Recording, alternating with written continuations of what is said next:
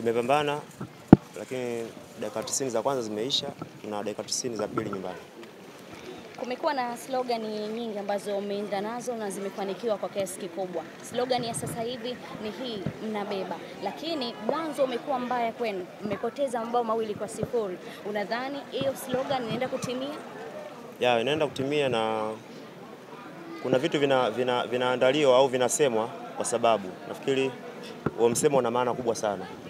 Kama nilivyosema awali kwamba mchezo wa kwanza umeisha, sasa hivi tuna mchezo wa pili nyumbani ambao ni mchezo muhimu sana. Wao walikuwa kwao, kila kitu ni chao na walikuwa na mashabiki wao ambao ni wengi sana. Kwa hiyo hata sisi pia ni zamu yetu, mashabiki wetu watakuwa nyuma yetu kusupport kwa asilimia kubwa sana. Kwa hiyo ile kauli ya hii tunabeba lazima itatimia. Kama wachezaji mmeongea nini mara baada ya kutanguliwa mabao 2-0 kwa mchezo unaofuata? Game imeisha na focus ambayo sasa hivi tunaielekeza ni kwenye mchezo wa pili. Zimbwe, ukitazama sehemu nyingi hata kwenye big screen ambayo Simba waliandaa mara baada ya dakika 90 kutamatika, mashabiki walifurahi sana. Hii inawapa taswira gani nyinyi wachezaji pamoja na benchi la ufundi, licha ya kufungwa bado mashabiki walishangilia kwa hicho?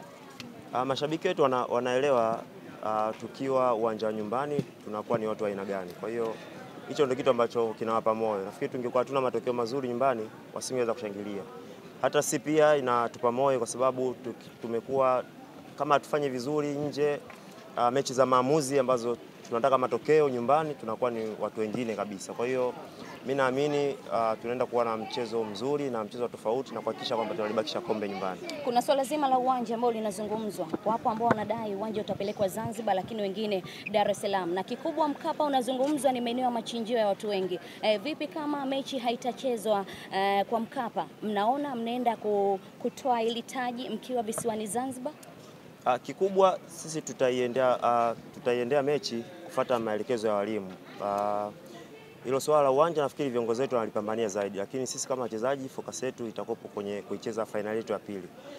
Iwe Dar es Salaam, iwe Zanzibar, focus ni kuhakikisha kwamba tunalibakisha kombe. Izungumzie kidogo RS Berkane yenyewe, tumeona ni timu ambayo ina ubora wake ambao umeweza kuonekana kwenye hii michuano, lakini pia kwenye ligi yao wenyewe wametoa ubingwa tangu mwezi Machi.